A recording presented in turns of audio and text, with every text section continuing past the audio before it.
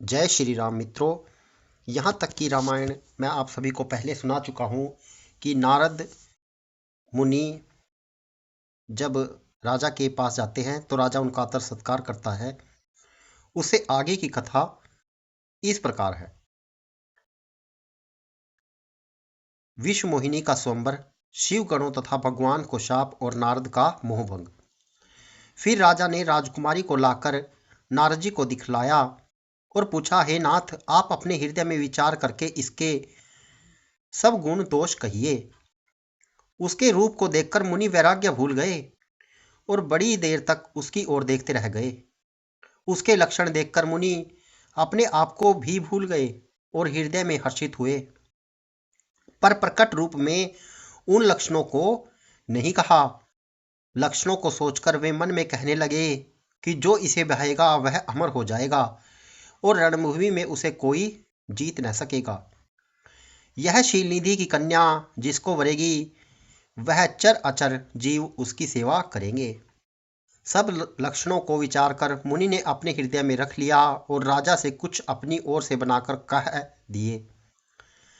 राजा ने लड़की के सुलक्षण कहकर नारद जी चल दिए, पर उनके मन में यह चिंता थी कि मैं जाकर सोच विचार कर अब वही उपाय करूं जिससे यह कन्या मुझे ही वरे।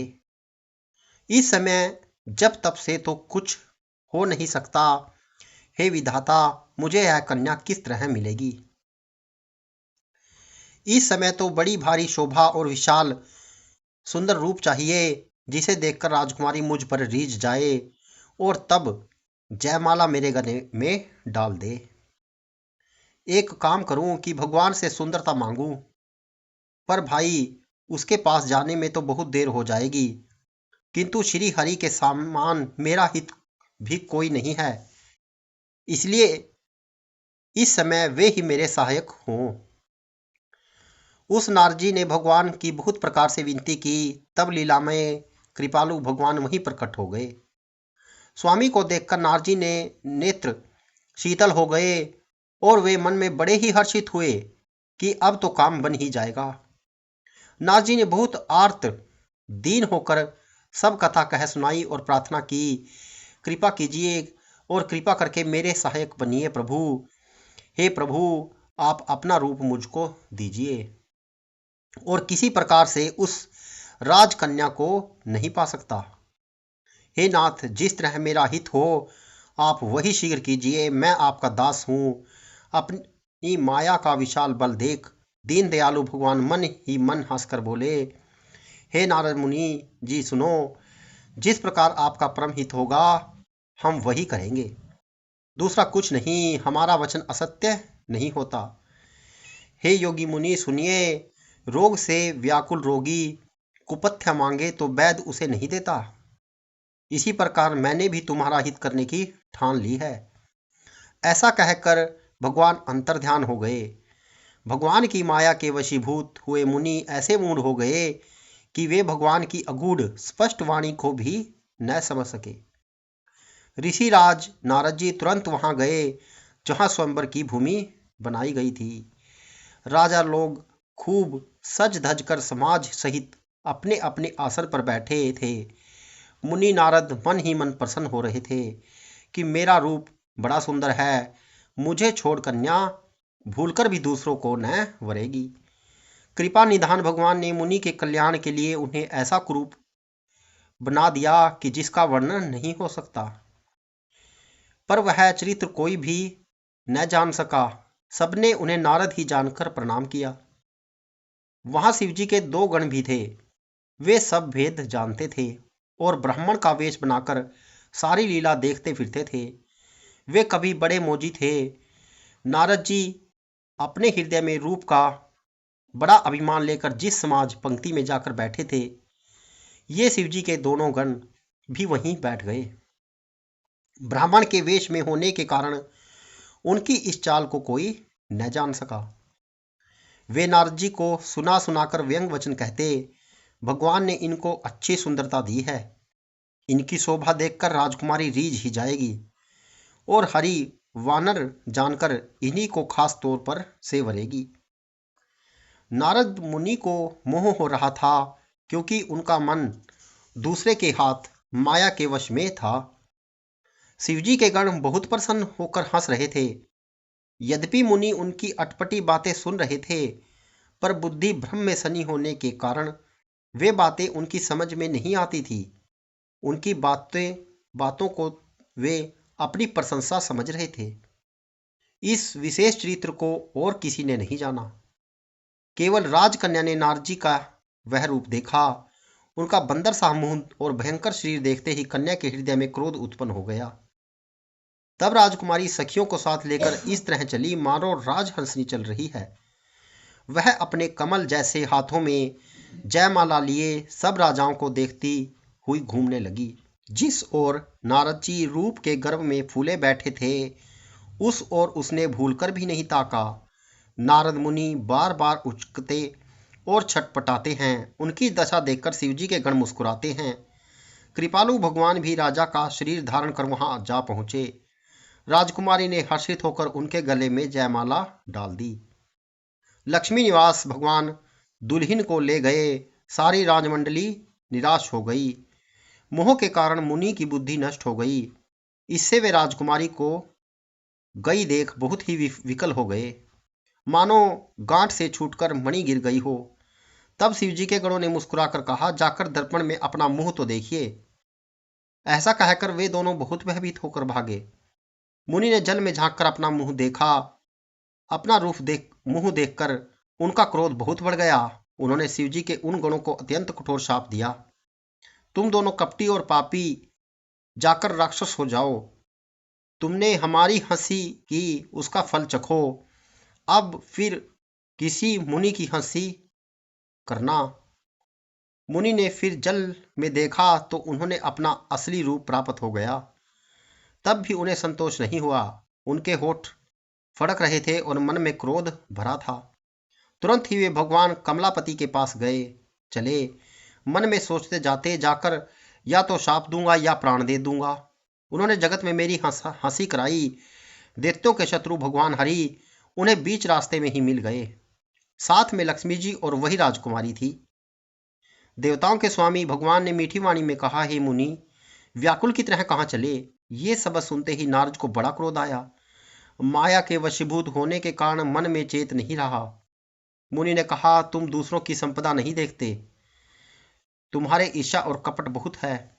समुद्र मत्ते समय तुमने शिवजी को बावला बना दिया और देवताओं को प्रेरित करके उन्हें विषपान कराया।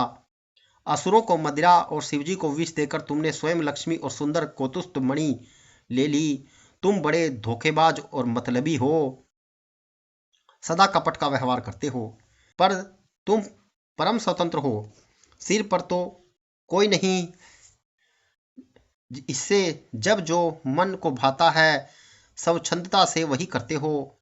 भले को बुरा और बुरे को भला कर देते हो। हृदय में हर्ष विषाद कुछ भी नहीं लाते। सबको ठग ठग कर परख गए हो और अत्यंत निडर हो गए हो। इसी से ठगने के काम में मन में सदा उत्साह रहता है। शुभ अशुभ कर्म तुम्हें बाधा नहीं देते। अब तक तुमको किसी ने ठीक नहीं किया है। अब कि तुमने अच्छे घर बना दिया, मेरे जैसे जबरदस्त आदमी से छेड़खानी की है, अतः अपने किए का फल अवश्य पाओगे। जिस शरीर को धारण करके तुमने मुझे ठगा है, तुम भी वही शरीर धारण करो। यह मेरा श्राप है। तुमने हमारा रूप बंदर का सा बना दिया था। इससे बंदर ही तुम्हारी सहायता करेंगे। मैं जिस स्त्री को चाहता था उसे मेरा वियोग कराकर तुमने मेरा बड़ा अहित किया है। इससे तुम भी स्त्री के वियोग में दुखी होंगे। शाप को सिर पर चढ़ाकर हृदय में हर्षित हुए प्रभु ने नारद जी से बहुत विनती की और कृपा निधान भगवान ने अपनी माया की प्रबलता खींच ली। जब भगवान ने अपनी माया को हटा लिया, तब वहां न लक्ष्मी ही रह गई न राजकुमारी। तब मुनि ने अत्यंत भयभीत होकर श्री हरि के चरण पकड़ लिए और कहा, हे शरणागतों के दुखों को हरने वाले, मेरी रक्षा कीजिए। हे कृपालु, मेरा शाप मिथ्या हो जाए। जब दीनों पर दया करने वाले भगवान ने कहा कि यह सब मेरी ही इच्छा से हुआ है, मुनि ने कहा, मैंने आपको अनेक खोटे वचन कहे, मेरे पाप कैसे मिटेंगे? भगवान ने कहा, जाकर शंकर जी से सत नाम का जाप करो, इससे हृदय में तुरंत शांति होगी। शिव जी के समान मुझे कोई प्रिय नहीं है, इस विश्वास को भूलकर भी न छोड़ना। हे मुनि पुरारी, शिव जी जिस पर कृपा नहीं करते वह मेरी भक्ति नहीं पाता। हृदय में ऐसा निश्चय करके जाकर पृथ्वी पर विचरो, अब मेरी माया तुम्हारे निकट नहीं आएगी। बहुत प्रकार से मुनि को समझा बुझाकर ढांढस देकर तब प्रभु अंतर्ध्यान हो गए और नारद जी श्री रामचंद्र जी के गुणों का गान करते हुए सत्यलोक ब्रह्मलोक को चले। शिव जी के गणों ने जब मुनि को मोह रहित और मन में बड़ा प्रसन्न होकर मार्ग में जाते हुए देखा, तब वे अत्यंत भयभीत होकर नारद जी के पास आए और उनके चरण पकड़कर दीन वचन बोले, हे मुनिराज, हम ब्राह्मण नहीं हैं, शिव जी के गण हैं। हमने बड़ा अपराध किया जिसका फल हमने पा लिया। हे कृपालु, अब शाप दूर करने की कृपा कीजिए। दीनों पर दया करने वाले नारद जी ने कहा, तुम दोनों जाकर राक्षस हो, तुम्हारे महान ऐश्वर्य, तेज और बल की प्राप्ति हो, तुम अपनी भुजाओं के बल से सारे विश्व को जीत लोगे। जब भगवान विष्णु मनुष्य का शरीर धारण करेंगे, युद्ध में श्री हरि के हाथों से तुम्हारी मृत्यु होगी, जिससे तुम मुक्त हो जाओगे और फिर संसार में जन्म नहीं लोगे। वे दोनों मुनि के चरणों में सिर नवाकर चले और समय पाकर राक्षस हुए। देवताओं को प्रसन्न करने वाले, सज्जनों को सुख देने वाले और पृथ्वी का भार हरण करने वाले भगवान ने एक कल्प में इसी कारण मनुष्य का अवतार लिया था। इस प्रकार भगवान के अनेक सुंदर, सुखदायक और अलौकिक जन्म और कर्म हैं। प्रत्येक कल्प में जब जब भगवान अवतार लेते हैं और नाना प्रकार की सुंदर लीलाएं करते हैं, तब तब मुनीश्वरों ने परम पवित्र काव्य रचना करके उनकी कथाओं का गान किया है और भांति भांति के अनुपम प्रसंगों का वर्णन किया है, जिसको सुनकर समझकर विवेकी लोग आश्चर्य नहीं करते। श्री हरि अनंत हैं, उनका कोई पार नहीं पा सकता, और उनकी कथा भी अनंत है। सब संत लोग उसे बहुत प्रकार से कहते सुनते हैं। श्री रामचंद्र जी के सुंदर चरित्र करोड़ों कल्पों में भी गाए नहीं जा सकते। शिव जी कहते हैं कि हे पार्वती, मैंने यह बताने के लिए इस प्रसंग को कहा कि ज्ञानी मुनि भी भगवान की माया से मोहित हो जाते हैं। प्रभु कौतुक ही लीला में हैं और शरणागत का हित करने वाले हैं। वे सेवा करने में बहुत सुलभ और सब दुखों को हरने वाले हैं। देवता, मनुष्य और मुनियों में ऐसा कोई नहीं जिसे भगवान की महान बलवती माया मोहित न कर दे। मन में ऐसा विचार कर उस माया के स्वामी प्रेरक श्री भगवान का भजन करना चाहिए। हे गिरजा कुमारी, अब भगवान के अवतार का वह दूसरा कारण सुनो। मैं उसकी विचित्र और विस्तार करके कहता हूँ, जिस कारण से जन्म रहित, निर्गुण और रूप रहित, अव्यक्त, सच्चिदानंद घन ब्रह्म अयोध्यापुरी के राजा हुए। जिन प्रभु श्री रामचंद्र जी को तुमने भाई लक्ष्मण जी के साथ मुनियों का सावेश धारण किए वन में फिरते देखा था, और हे भवानी, जिनके चित्र देखकर सती के शरीर में तुम ऐसी बावली हो गई थी कि अब भी तुम्हारे उस बावलेपन की छाया नहीं मिटती, उन्हीं के भ्रम रूपी रोग के हरण करने वाले चित्र सुनो। उस अवतार में भगवान ने जो जो लीला की, वह सब मैं अपनी बुद्धि के अनुसार तुमसे कहता हूँ। याज्ञवल्क्य जी ने कहा, हे भारद्वाज, शंकर जी के वचन सुनकर पार्वती जी सुचकाकर प्रेम सहित मुस्कुराई। फिर विषकेतु शिव जी जिस कारण से भगवान का वह अवतार हुआ था, उसका वर्णन करने लगे। जय श्री राम। मित्रों, यदि आपको रामायण की कथा अच्छी लग रही है तो आप हमारे चैनल को सब्सक्राइब करना ना भूलें। जय श्री राम।